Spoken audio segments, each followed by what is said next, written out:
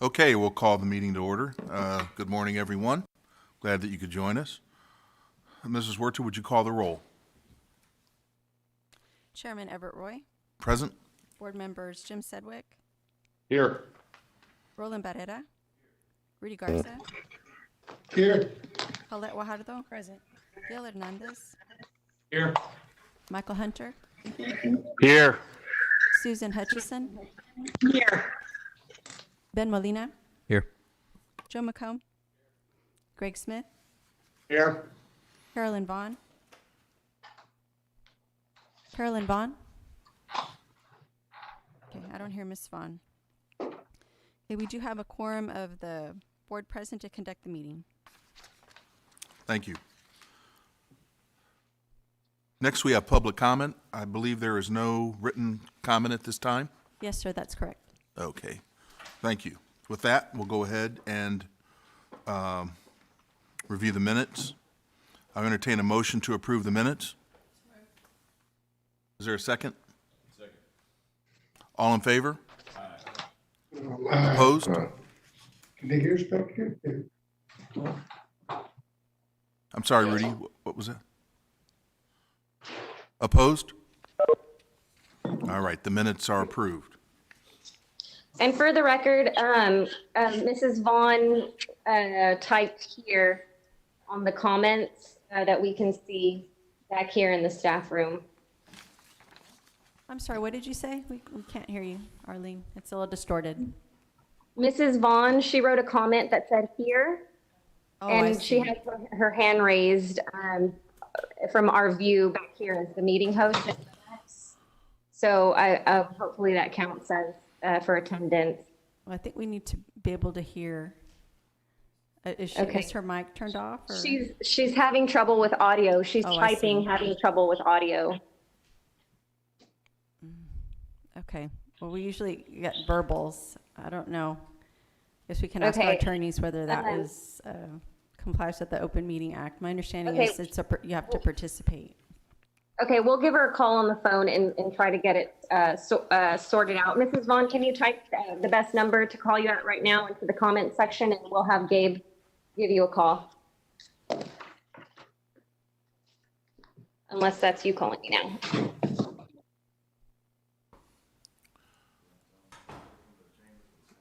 Rebecca, do you want to take a second to try and resolve Sure. that? If you don't mind, you can just Yeah, take a- let's go ahead and take a moment to see if we can't bring Commissioner Vaughn's audio up.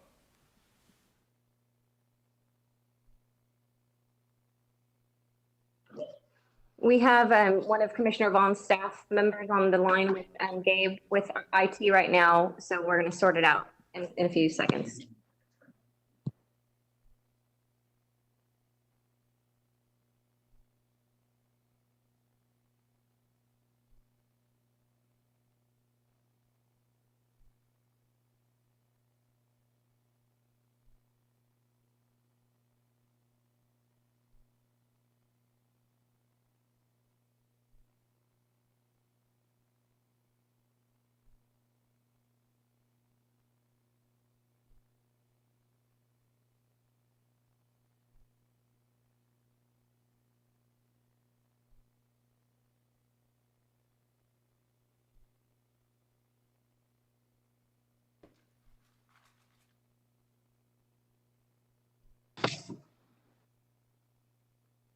Okay, they're going to call in.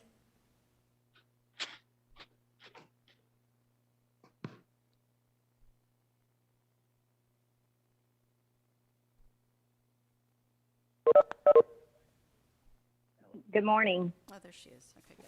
Good morning, Commissioner Vaughn. I'm glad you could join us. Sorry about that. Okay, so let's go ahead and continue.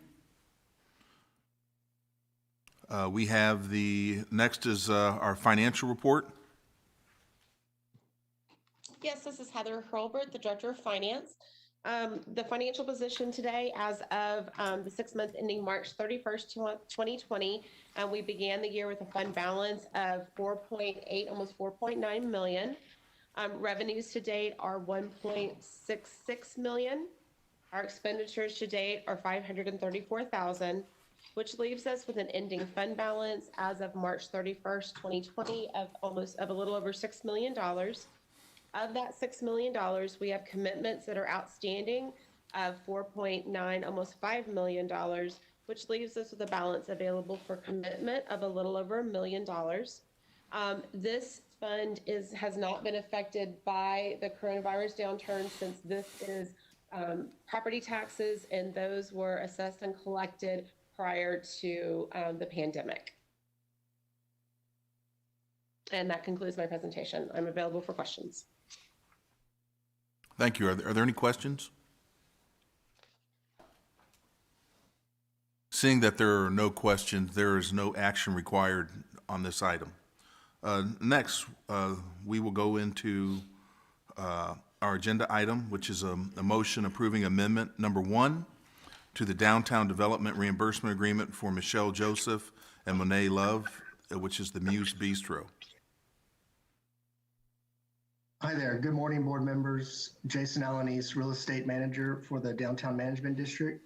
The next item that we're presenting to you today is approval of the First Amendment for the reimbursement request for Muse Bistro, in which they will be requesting a 5-month extension to their performance deadline, with their original deadline being May 31st, 2020.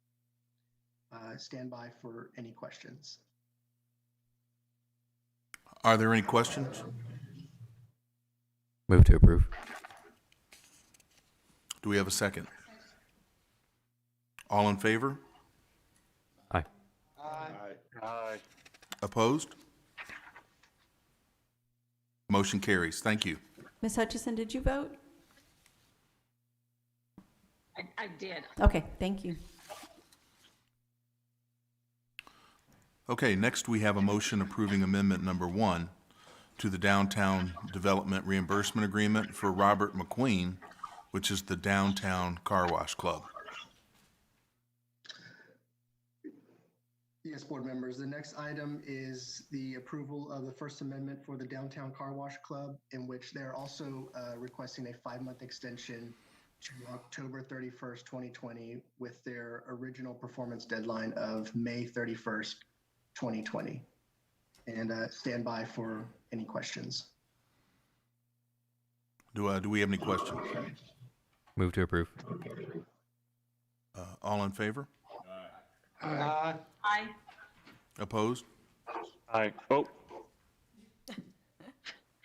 Was that did somebody oppose or? no. Okay. Motion carries. Thank you. Thank you.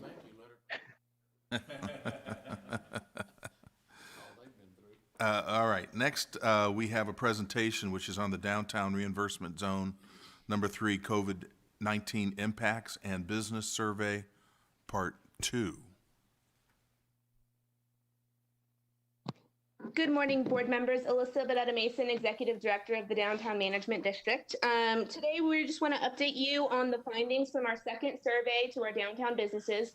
We will be continuing to conduct these surveys. We're doing them monthly, just to keep an eye on our businesses, to understand their status and understand if there's any intervention that we need to do in order to make sure that we don't lose any ground towards our revitalization efforts that we've gained over the past 5 years in these short months. And so I will be going over with you the findings from the survey, and then talking in the end about one of the programs that we're going to be kind of looking at and exploring in order to kind of get us through this summer in this kind of new normal, while we know that the coronavirus is in the community, or not in the community, but just around, and we don't have a vaccine yet, but people are kind of going back into some sort of sense of normalcy. So I'll go ahead and just dive in. First, we had 24 businesses respond to this survey. That's a decrease of 3 from our last survey. These businesses can get a little survey fatigue, so we're trying to make sure that we just keep it condensed and really get to the point of what it is that we need from them. 11 were open. We had this survey open from April 24th to April 30th. So some of the information will be updated from what we show you here. But as of April 30th, 11 were open and 13 were closed. You'll notice that in section 3, we asked if open, what are you offering? 12 said that they were offering curbside, which is one more that said that they were open. But that is because one business, Peace of Mind, is a salon, and so their salon function is closed while they're still selling goods. They also manufacture some handmade lotions and things along those lines. So they were offering those for sale. 10 that were open said that they were doing delivery. 6 were doing online retail. And then we updated as of May 6th, those that were allowed to do dine-in. We checked in with them and found out that 6 of them were in fact doing dine-in at that 25% threshold. So why this is important on number 3 is because what we're seeing here is a real shift, and it's really important for these businesses to adopt to the new ways that people are making purchases in order to get through, again, this next summer season. We asked about their employee count. Again, pre-COVID, we had 718 employees through all of these businesses. And we saw in March that number dropped off steeply, and we were expecting it to recover in April, but it did not. We actually lost a few more. So we think that is related to the number of businesses that were actually waiting for the payroll protection approvals. We'll get there here in the next question, or the next few questions. So we'll be looking for an update for that in May, and hopefully we'll see some recovery in those numbers. Regarding loss of revenue, this is something we think is particularly important to track. There was a loss of $2.9 million from April 2020 over April 2019. So if you recall, for the last 2 weeks in March, it was about 2 million. This is twice as long. So April typically is not as high of a volume month. Of course, March is spring break, but we are seeing, so things typically pick up again in May, June, July, August. And then for us, September is just like a cliff that kind of we drop off of. So we see that there were some impacts there in April. On questions 6 through 15, we wanted to find out what the businesses were doing in order to really kind of keep fighting, stay in business, stay in operation. What things were they doing? So you'll see that theme here in the next few questions. We asked them if they applied for the payroll protection program. 23 said that they had. Of those, 12 had been approved and 10 were awaiting approval. So I think that's important to note. As of April 30th, there were 10 still awaiting approval. However, as of today, there are no businesses awaiting approval. So every business is heard back from their bank as of when we checked in yesterday. So that's a significant development in that time frame, right? 2 weeks. And all of a sudden everyone's heard back. So that's great. That kind of goes to the point of the situation is very quickly developing and constantly kind of changing. We were a little disappointed to find out the Economic Injury Disaster Loan Program administered through the SBA. 14 had applied, 1 had been denied, and 13 were waiting approval, and we do not understand the status of that has changed whatsoever since we did the survey. So we're seeing that to be one of the more slow-moving programs that are available to help small businesses. On the city's disaster relief fund that is being administered through LIFT Fund, we had 8 businesses that applied. As of April 30th, 4 had been approved, but as of yesterday, all but 1, and that 1 is actually a new application. So we're seeing a really great percentage of approvals from LIFT Fund. So that money is going into our small businesses, specifically Noesis Brewing Company, Rebel Toad Brewing, Mulligan's, Flanagan's, Bejewel, and TIRZ are some of the businesses that we've been able to support and make sure stay in operation through this time period. And they're all very appreciative to have that funding to help them through this time. And then on the next page, yes, there was one program that was launched. This was like a $5,000 grant that was administered through the U.S. Chamber of Commerce. It was called the Save Small Business Fund. 6 applied, but the website crashed immediately and there were no funds available, so nobody was able to receive any of that funding. Number 10, we want to keep track of how much debt these businesses are taking on because, again, their revenue streams can really only repay up to a certain amount, and beyond that, they're going to be out of business. So as of April 30th, we had 8 businesses that had taken on additional debt totaling $300,000. But as of today, we have 13 businesses that have taken on about $475,000. So this is, the recovery is really important. Getting back into operation is really important so these businesses can pay back the debt that they've taken on and not be underwater. We asked on number 11, we asked what additional expenses businesses had that were not covered by any of the relief programs or the additional funding. 20 businesses did have some sort of obligation totaling $398,000. So we think that that's an important number because those are also costs that need to be paid.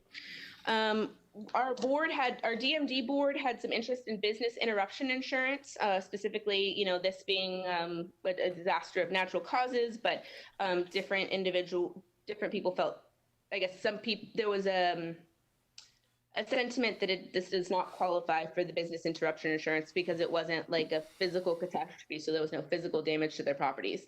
But we did get in contact with the state representative's office. We discussed it, I think, here as well. And they did encourage all of our businesses to file a claim because they are obligated, the insurance companies are obligated to at least investigate. And so this doesn't seem like something that the legislation will be changed on, in this immediate time period. But if we notice some sort of trend, or if this does become a common occurrence, this might be something that we look at state legislation to try to correct. 5 businesses received moving on to the next question. 5 businesses received a loan deferment on pre-COVID-19 debt. So that was one of the things that we recommended they attempt to do, kind of get in touch with any of their creditors or anyone that they owed money to, see if they can get a loan deferment. And 8 businesses arranged payment plans with their accounts payable. So what you're seeing there is some businesses working on leveraging those relationships and trying to hold off on getting some of those accounts paid until they were able to, have the funding in order to be able to do it. So we're seeing that being accomplished. Number 15 is of particular importance. We wanted to find out if an owner has taken a reduction in salary, dividends, or distributions. We know that the owner of a business needs to make money, but we think that sometimes there's a sentiment of business owners being unduly enriched and things along those lines. So we wanted to really kind of get that data about what the situation, how it's impacted them personally. We were surprised to find out that 5 of our businesses the owners had never received a payout. So these businesses are so new that they haven't stabilized and the owners have not actually taken any money home yet. And for those that have taken money home, 11 have basically completely cut what they take home from the business. So we have 16 individuals who are business owners who at this point are keeping these businesses open because of their passion, but that really can only go so long. So we want to keep an eye on this to make sure that people can actually afford to have these businesses, because it would be a tragedy if we had 16 individuals that could no longer afford to have downtown businesses. So that's of particular note. In the next few questions, we asked if they needed help, applying for any of these grants, financial assistance. Only 2 said yes. So we think that's great. These businesses are pretty competent, keep their books together, and we're able to get this information together. On 17, we asked about e-commerce, whether they had an e-commerce presence, and how their sales had performed. 14 had an e-commerce presence, 7 did not. Those that did not were mainly restaurants, so they don't have an online ordering system. We found that kind of touchless transactions are becoming increasingly popular, so we're going to advocate for them to potentially look at adopting into some of those systems, because if you can order off your phone, go pick it up, tell them you're outside, and just have someone bring something to your car. I think that a lot of people are kind of that level of comfortable with interaction at this point. So I want to make sure that our businesses, our downtown businesses, have adopted to that and are able to operate in that way, so they're not losing out because of feelings of unsafety. And then we asked about if they needed a technological assistance in creating or expanding their online presence, and 4 indicated that they did. So we're looking right now at what their online presence is and if there's anything that we can do programming wise in order to help them create new web presence or things along those lines, just to keep them in operation. So at this point, we think that we will again take this survey, send another survey out at the end of May. One of the things that's becoming very popular in the kind of downtown revitalization industry is the idea of social distancing and expanding operations into what is typically the outside. Oh yeah, we can take that down. So that's our biggest takeaway now that we have some restaurants open. The governor has indicated that bars will be able to open up to 25% on Friday. We're going to be looking at creating a program similar to one that Dallas actually launched yesterday, where they utilize pop-up patios in order to expand capacity and then allow people to, patronize outside of the normal space in order to continue being in operation. With that, I'd be happy to answer any questions. Are there any questions? Well, I want to thank you for your presentation. I do have one question. You said on the EIDL that you just recently checked your numbers yesterday to see if they had a response? We have checked in with them on all of their loan programs, and no one had indicated that they had been approved for EIDL. Yeah. What I'm hearing also is that not only are they not sometimes getting no response, but then let's say they might have applied for $25,000. All of a sudden, they get $1,000 that shows up with no correlation between what they requested. So, I guess we need to keep an eye on that program. Are there any other questions? All right. Seeing that there are no other questions, let's go on to the next presentation, which is an update on TIRZ 3, approved programs and initiatives. Hello, good morning, board members. Jason Alanis, real estate manager for the DMD. The next item that I'm presenting to you today is the approved programs initiatives within the TIRZ number 3 boundary. There's a total aggregate development value of $152 million with a total incentive value of $9.7 million. So these slides will show the active TIRZ projects currently in construction. The first slide is the Ward building. Next slide, please. The first project is the Ward building. So this was a historic mixed-use redevelopment. The roof has been stabilized, design plans are complete, and the general contractor has been selected. The developer is currently in the process of closing their loan, which they expect to do at the end of June of 2020, and construction will follow. Next slide.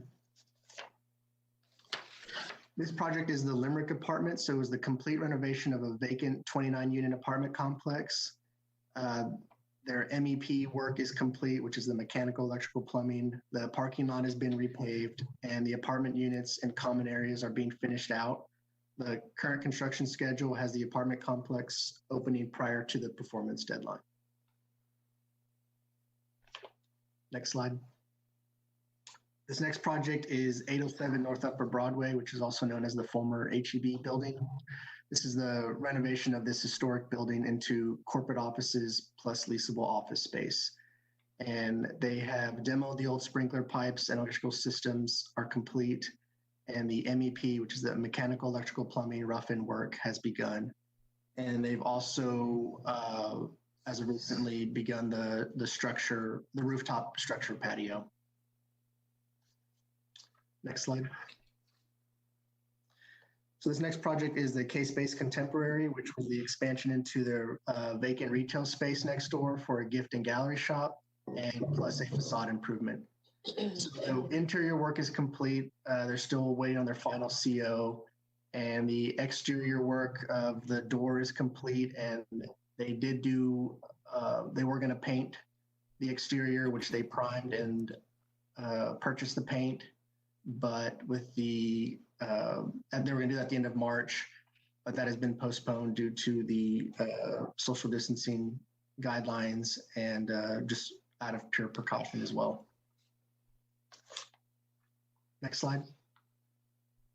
This project is Americano Properties, which is on People Street. It's a full exterior renovation plus sidewalk repairs, and the existing businesses also underwent a renovation on the interior, not part of the streetscape project, but it's good to note. So it'll be the produce retail shop, Americano label studio, Vino Mio, and Hank's Lounge. and the facade work has begun. Next slide. This one is Dusty's Taco Shop, which is the renovation of a vacant building into a taco shop and bakery. This project is on hold. It is the same developer as the previous slide of the facade renovation on People Street for Americano Properties. He's waiting for that project to be complete before he works on this one. However, I did talk with him yesterday, and the roof has been complete on this project. Next slide. This one is the relaunch of Aka Sushi as a two-story restaurant. The facade improvements are complete, and I'm working with the developer right now on the reimbursement documents. And to know, this is a streetscape agreement, which is for only the facade, but it is contingent. This one is contingent upon them their reimbursement is contingent upon them receiving a CO for the interior work, which they are. I've been told that they've told me that they expect to get their CO within the next month or so. Next slide is the Downtown Car Wash Club. So this is adaptive reuse for the vacant motor bank into a membership-only drive-through touchless car wash. The landlord has removed the drive-through bank deposit concrete islands. The tenant has begun installation of new wastewater line, and I've also talked with the developer, and they've begun some electrical work as well there. And they recently, as of today, they were approved for their 5-month extension. Next slide. This project is the Muse Bistro, which is the renovation of a vacant restaurant space into a restaurant with retail merchandise. And this work was also halted due to COVID-19. And their extension was approved today to October 31st, 2020 of this year. And some of the work had begun prior to COVID-19, and the developer has told me that they look to begin work in the next few weeks again to pick that back up. Next slide. So this is a Goldfish Bar. It was the relaunch of the Goldfish Bar as a backyard feel. And the facade improvements include landscaping, mural, LED blossom tree, and artificial turf. This project is complete, and the developer, I'm working with the developer right now to gather their reimbursement documents and do a compliance audit on that. Next slide. This is just a kind of a reminder on the current residential projects going on within the district. The Limerick Apartments, which is a 29 units, considered workforce apartments. The 600 building will be considered luxury apartments at 131 units. And the Ward building will have 8 apartment lofts on the 3rd floor. It's a mixed use development, but on the 3rd floor, they'll have residential units. And those will be comparable to the Noasis lofts across the street, same developer. And I wanted to go into some of the projects that are in the queue right now, such as the 600 building. I think it's important to note that as of right now, all of our projects are still in line, so none have been canceled. However, some have been put on hold. The 600 building, which is the 131 apartment unit conversion, that one's still going through. They do expect to have their plans submitted for approval in mid-July. The next one, the Hilton Garden Inn. So that project has been put on hold due to the effects of COVID-19. Obviously, the hotel industry was hit very hard. So that project is on hold. The developer has not indicated that they're going to cancel the project. They still want to move forward, but at this time, it's on hold. As I mentioned, the Ward building, that one's moving along. The Limerick Apartments, 807 North Upper Broadway. All those larger projects that we have are still moving forward at this time, and I think that's a positive sign. Stand by for any questions. Are there any questions?